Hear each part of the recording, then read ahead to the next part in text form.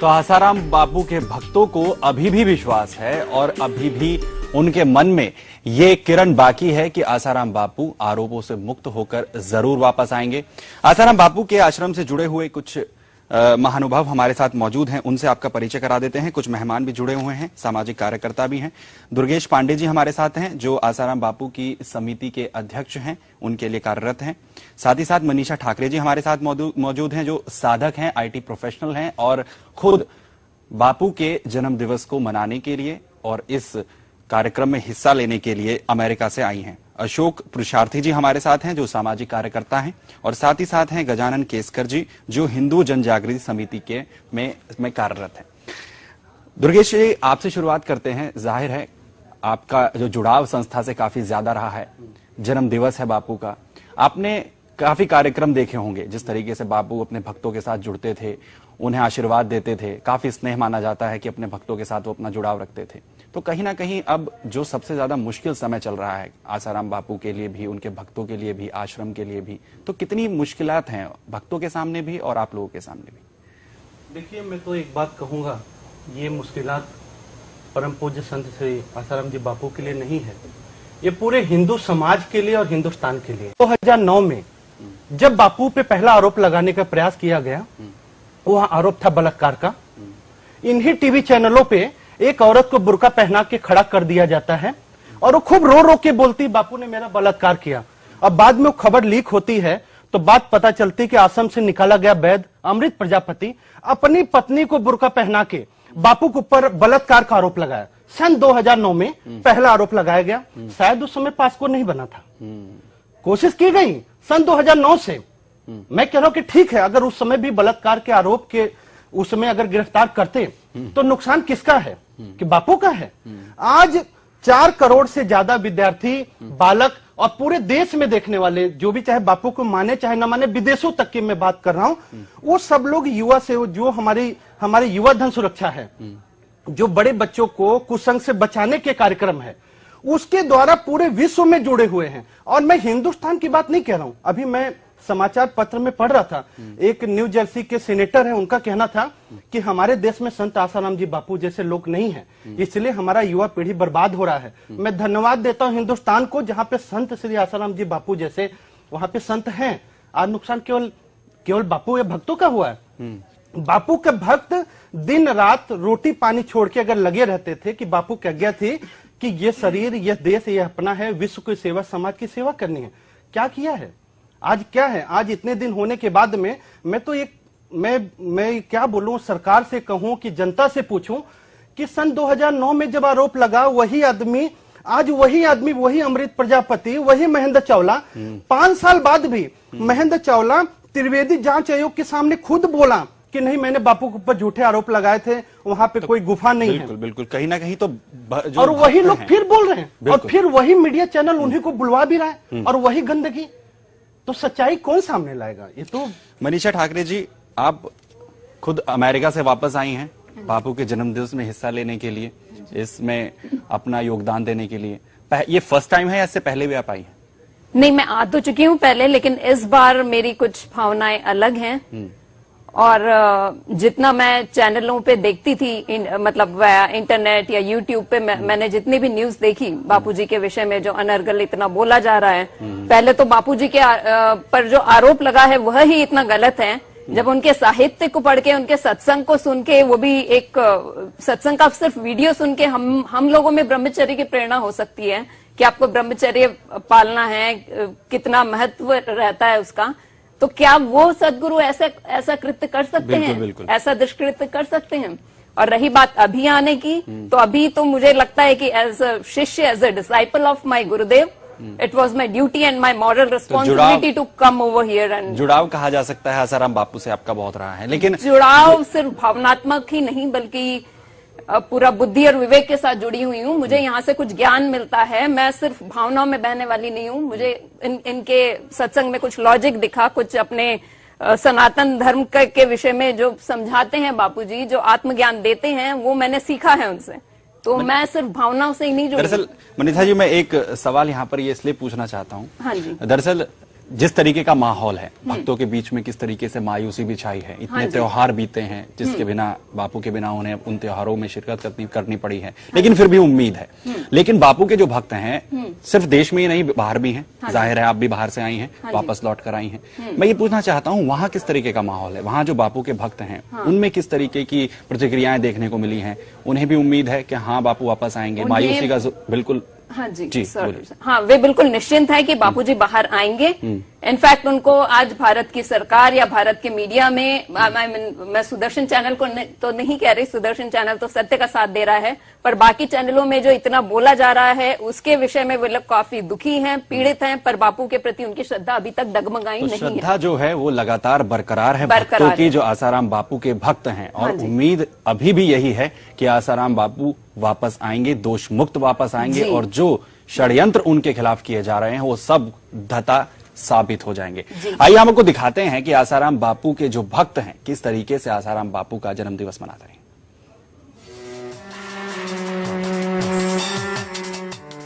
यौन शोषण के आरोप में गिरफ्तार आसाराम बापू का आज जन्मदिन है। 74 सावन देख चुके आसाराम बापू आज जेल में हैं, लेकिन कई आरोपों से जूझ रहे आसाराम बापू के भक्तों को पूरा विश्वास है कि वे निर्दोष हैं और हर इल्जाम को धत्ता बताकर वे वापस जरूर लौटेंगे। देखो, लोगों का विश्वास तो पहले था ही और अभी भी है और बाद में भी रहेगा। जितना पहले था इससे ज्यादा अभी भी है। जो लोग पुराने हैं उनका विश्वास कभी हटने वाला है ही नहीं। एक बार बापूजी के साथ अगर आगे कदम रखते हैं कभी पीछे लौट नहीं पाए। यही विश्वास, आप क्या कहेंगे? जी, बापूजी की शिष्य एक बार बन गए ना तो बन ही गए। कदम अपने आगे बढ़ाते चला जाए, बापूजी के कहने हैं तो पीछे लौटाए नहीं जाते।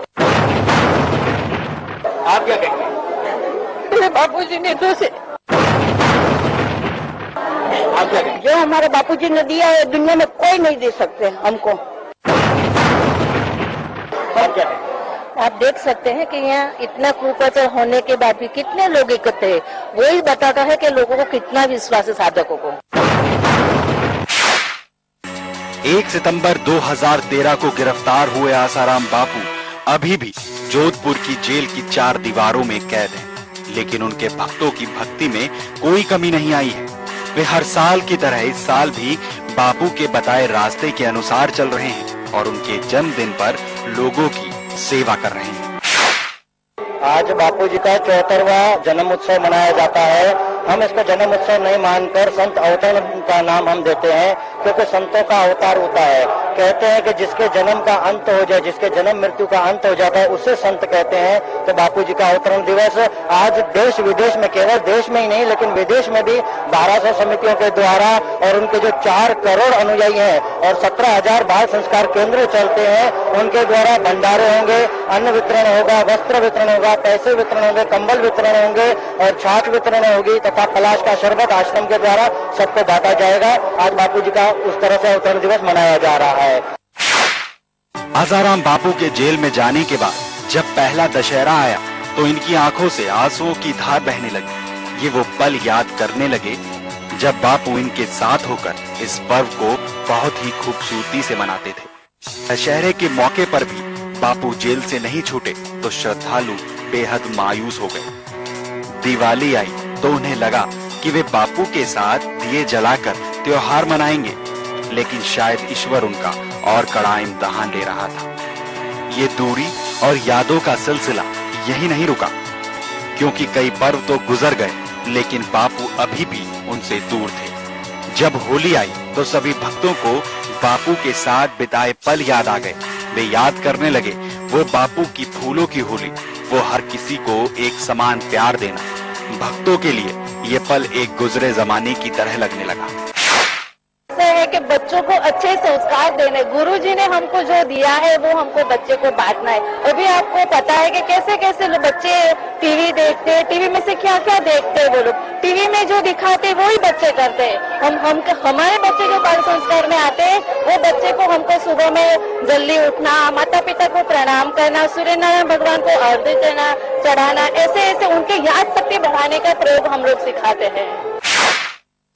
बापू को श्रद्धालुओं से दूर हुए करीब 8 महीने गुजर चुके हैं, लेकिन नाबालिग युवती से यौन शोषण के आरोप में गिरफ्तार बापू अभी भी जोधपुर जेल में बंद हैं और उनका आज जन्मदिन है। इस दिन को उनके भक्त विश्व सेवा दिवस के रूप में मनाते हैं, जिसे लेकर भारत के अलग अलग हिस्सों में एक कार्यक्रम का आयोजन किया जा रहा है। इस तस्वीर में आप देख सकते हैं कि कैसे सारे लोग मिलकर बापू के जन्मदिन को मना रहे हैं। सुदर्शन न्यूज के लिए सुधीर कुमार की रिपोर्ट।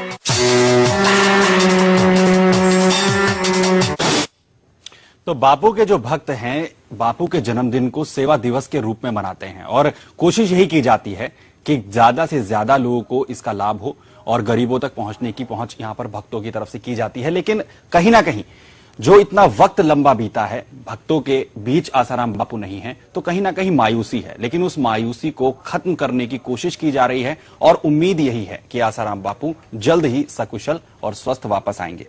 अशोक प्रशासी जी, मैं आपसे एक सवाल इसलिए पूछना चाहता हूं, सामाजिक मुद्दों से जुड़ा हुआ पूछना चाहता हूं। एक व्यक्ति जो सामाजिक कार्यों में इतना बढ़ चढ़कर हिस्सा ले रहा था, जो बार बार लोगों से ये अपील करते हैं कि आप आगे आइए, गरीबों की मदद कीजिए, सामाजिक परिस्थितियों को सुलझाइए, उन्हें आगे बढ़ाइए, गरीबों की मदद कीजिए, तो कहीं ना कहीं एक सामाजिक कार्यकर्ता के रूप में आसाराम बापू के ऊपर इस तरीके से आरोप लगना और उसके बाद जिस तरीके से जो भक्त हैं उनके, वो साफ कहते हैं कि साजिश हो रही है उनके खिलाफ, तो कहीं ना कहीं एक सामाजिक कार्यकर्ता की जो शैली है उस पर भी फर्क पड़ता है, समाज पर भी फर्क पड़ता है। मैसेज क्या जाता है? बिल्कुल सुमित जी, मैसेज तो बहुत ही बुरा जाता है और हमारे देश की बहुत बड़ी विडंबना है कि आजादी के बाद एक हमारे यहाँ परिवार को तोड़ा गया, संयुक्त परिवार था वो तो उसको तोड़ा गया, समाज को तोड़ा गया, राष्ट्र को तोड़ने की ये जो धर्म विरोधी ताकतें हैं वो पूरी प्रयास कर रही हैं आजादी के बाद से अब तक। और बापू जैसे ब्रह्मज्ञानी संत, ऐसे संत महात्मा जो जनमानस को एक सूत्र में बांध के रखे हैं, ना यहाँ कोई जाति है, ना कोई धर्म है, ना कोई भेदभाव है, ना कोई छुआछूत है, ना कोई संप्रदाय है, एक सामरिक रूप से सबकी सेवा कर रहे हैं। सामाजिक आध्यात्मिक देवदूत के रूप में तो है ही, इसके बाद सामाजिक कार्यकर्ता के रूप में भी अगर उनके 4 करोड़ साधक हमारे देश में उनसे जुड़े हुए हैं, जो 4 करोड़ उनके शिष्य हैं, वो 40 करोड़ लोगों में जाते हैं। और चाहे होली आती हो, चाहे दिवाली आती हो, चाहे दशहरा आता हो, चाहे बापू का अवतरण दिवस आता हो, चाहे बापू जी का आत्म साक्षात्कार दिवस आता हो, वो 4 करोड़ साधक मिलकर वो 40 करोड़ गरीबों में जाते हैं और उनको पूरी भौतिक चीजें, जो भौतिक आवश्यकताएं हैं उनकी, उसको पूरा करते हैं। तो ये बहुत बड़ी विडंबना है और सबसे बड़ी विडंबना है कि सरकार को जरा सा भी चिंता इस पर नहीं है, सिकन नहीं है, जबकि जिस लड़की ने उनके ऊपर आरोप लगाया, किसी प्रकार को आरोप आज तक साबित नहीं हो पाया है। जबकि वहां का जो डीएसपी था अजय लांबा ने स्टेटमेंट अपना दिया हुआ है, पूरा देश इस चीज को जानता है। इसके बाद बापू जी को इतने दिन से उनको किस प्रकार से उनको मतलब मानसिक और शारीरिक रूप से प्रताड़ित किया जा रहा है, ये विडंबना है। और हमारे यहाँ जो राजधर्म होता है ना, राज सत्ता जो होती है, वो भौतिक डेवलपमेंट कर सकती है, भौतिक विकास कर सकती है, वो जमीन का जैसे वो भौतिक विकास कर सकती है, बड़ी बड़ी सड़कें बना सकती है, बड़े बड़े शॉपिंग मॉल बना सकती है, बड़े बड़े फूड कोर्ट बना सकती है, लेकिन मानवता के जीवन में, मनुष्य के जीवन में जो चरित्र का निर्माण है वो बापू जैसे संत कर सकते हैं। जैसे एक मानव के जीवन में ऑक्सीजन की जरूरत होती है, हमें वृक्षों से मिलती है, जल की जरूरत होती है, हम जल के बिना नहीं रह सकते, हम ऑक्सीजन के बिना नहीं रह सकते, हम इन तत्वों के बिना, पंच तत्वों के बिना नहीं रह सकते हैं। ऐसे बापू जैसे जो महापुरुष हैं, उनके ज्ञान के बिना भी ये जीवन नहीं चल सकता है और ऐसे संतों को अंदर रखना ये बड़ी विडंबना है और ये बड़ी शर्म की बात है। गजानन जी, जाहिर है आप पर्सनैलिटी डेवलपमेंट की क्लासेस भी चलाते हैं और लोगों को इंस्पायर भी करते हैं। गुरु के महत्व को मैं आपसे सब समझना चाहता हूं। एक संत जो लोगों से, अपने भक्तों से इस तरीके से जुड़ाव रखते थे और अभी भी उनका जुड़ाव है, उनके भक्त चाहते हैं कि वो वापस आएं, उन पर जो आरोप लगाए गए हैं वो जल्द से जल्द उनकी तरफ से हटाए जाएं। लेकिन अगर एक गुरु को एक भक्तों से अलग किया जाता है तो मेंटली कितना इफेक्ट पड़ सकता है? और जाहिर है संख्या बहुत ज्यादा है भक्तों की, अतः उनके भक्त हैं, चाहे देश में हो चाहे विदेश में हो, तो इतनी बड़ी संख्या में लोगों पर कोई ना कोई नेगेटिव इफेक्ट तो जरूर पड़ता है ना। इसमें मैं सर्वप्रथम परम पूज्य आसाराम जी बापू का जो जन्मदिन है तो उनके चरणों में कोटि कोटि प्रणाम करता हूँ जी। भारत की जो परंपरा है तो वही गुरु शिष्य परंपरा है। गुरु शिष्य परंपरा ही भारत का सबसे बड़ा महत्व है। आज परम पूज्य आसाराम जी बापू उनके भक्तों के बीच में स्थूल देह से नहीं है, लेकिन उन्होंने जो सीख उनके भक्तों को दी है तो वो सीख उनके सभी भक्तों के अंदर में अच्छी तरह से रुझी गई है। तो इसलिए स्थूल रूप से वो न होते हुए भी उनके भक्त उन्होंने जो बताया हुआ आचरण है उसके अनुसार कुछ न कुछ कर रहे हैं। उनको जो दुख हो रहा है वो स्वाभाविक है, क्योंकि एक साधक के दृष्टिकोण से अगर देखा जाए तो गुरु को वो केवल गुरु ही न मान के माता पिता बंधु ऐसे सब कुछ मानता है। और वो अगर उनके बीच में नहीं है तो उन्हें दुख होना स्वाभाविक है। और एक बात इधर मैं ये कहना चाहूंगा कि ऐसे जो गुरु है जिन्होंने आज करोड़ों लोगों को साधना के सन्मार्ग पे लेके गए हैं, तो वे आज उनके बीच में नहीं है तो समाज को भी उतना ही आज दुखी होना चाहिए। क्योंकि आज अगर बापू बाहर रहते तो कई ऐसे लाखों लोग हैं कि वो साधना के मार्ग पे आज चल सकते थे, तो आज उनका भी बड़ा नुकसान हो रहा है। दुर्भाग्यवश लोगों को ये आज समझ में नहीं आ रहा है। तो कहीं ना कहीं रॉन्ग मैसेज लोगों के बीच में जा रहा है। लेकिन दुर्गेश जी, क्या आपको लगता है कि कहीं ना कहीं जो ये तमाम चीजें रची गई हैं बापू के खिलाफ, संत आसाराम बापू जी के खिलाफ, तो क्या आपको लगता है कि ये सिर्फ हिंदू धर्म, सनातन धर्म, या तमाम जिस तरीके से सनातन धर्म को आगे बापू ले जाने की कोशिश कर रहे थे उसे बाधित करने की, या उस जो आंदोलन उन्होंने चलाया था उसे रोकने की कोशिश थी, तमाम जो चीजें रची गई? देखिए, मैं तो ये कहूंगा, अभी आपके चैनल पे दिखाया जा रहा था, चाहे दीपावली रही हो, बापूजी ने बैठ के कभी मिठाई नहीं खाई है। बापूजी ने गरीबों के बीच मिठाई बांटी है। आज हमारा हृदय रोता है। ये इसलिए नहीं कि बापू अंदर हैं, इसलिए कि वो सारे गरीब रो रहे हैं, वहां पे सेवाएं नहीं हो पा रही है। आज जो गरीब जो हैं, जहां पे बापू जा करके लोगों को अन्न वस्त्र पैसा देते थे, बापू के रहने से इतनी सेवा काम होता था। और यही नहीं, मैं तो कहता हूं कि जो ये सरकारें नहीं कर सकती हैं, करोड़ों रुपया प्रचार करके नहीं खर्च कर सकते हैं, वो करोड़ों लोग बैठ के एक बार में बापू की आज्ञा मान के शराब छोड़ देते थे। आज अगर खुश होगा कोई तो केवल दारू बेचने वाला खुश हो सकता है। दुर्गेश जी, आपकी भावनाओं से समझ में आ सकता है कि किस तरीके से भक्तों के बीच में जो ये इतनी बड़ी त्रासदी कही जा सकती है आसाराम बापू के भक्तों के लिए। हालांकि आप जिस तरीके से व्यक्त कर रहे हैं, जितनी परेशानियां आप लोगों के बीच में हैं, वो आपकी भावनाओं से, आपके आंसुओं से साफ सामने आती है। और जिस तरीके से आप बात कर रहे हैं कि जाहिर है उन गरीबों के अंदर भी कहीं ना कहीं वो प्रताड़ना जरूर होगी और वो तकलीफ जरूर होगी कि एक ऐसा शख्स जिसके सहारे वो जीवित थे, जिसके सहारे वो सांस ले रहे थे, वो उनसे इतने दूर है। मनीषा जी, मैं आपसे जानना चाहता हूं, जाहिर है आप लोगों की भावनाएं सामने आ ही रही हैं, आप जिस तरीके से प्रकट कर रहे हैं, कोई ऐसा इंसिडेंट मैं आपसे पूछना चाहता हूं जिससे आप बताकर हमें बताएं कि हाँ, आसाराम बापू जी से जो जुड़ाव है, किस तरीके से भक्तों का रहा है, उनका जुड़ाव जिस तरीके से रहा है। मैं आपसे एक छोटा सा आपका ऐसा कोई इंसिडेंट आप बताएं। जाहिर है आप बहुत दूर से आई हैं, आसाराम बापू जी के साथ जुड़ाव आपका बहुत ज्यादा है। इंसिडेंट अगर पूछे तो मैं तो कहूंगी कि बापूजी मेरे ही नहीं, बाकी सब साधकों के जीवन में हर रूप से व्याप्त हैं, चाहे वो देश में हो, विदेश में हो, चाहे कहीं भी हो। तो मेरे लिए एक इंसिडेंट कोट करने जैसा ऐसा कुछ नहीं है, लेकिन मैं बता सकती हूँ कि मैं जीवन में कहीं पे भी अटकी हूँ, कहीं पे भी मेरे जीवन में कंफ्यूजन आए हैं, मैं बस 2 मिनट हार्डली बापूजी को याद करती हूँ और मुझे हल मिल जाता है।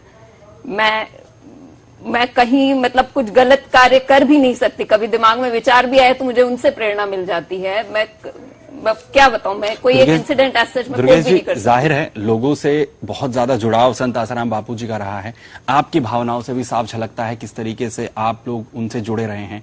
बापू जी जो हैं वो लोगों के बीच जाते थे, भक्तों से मिलते थे, तो कहीं ना कहीं मायूस हैं आप लोग, कहीं मायूसी जो है वो सामने आ रही है।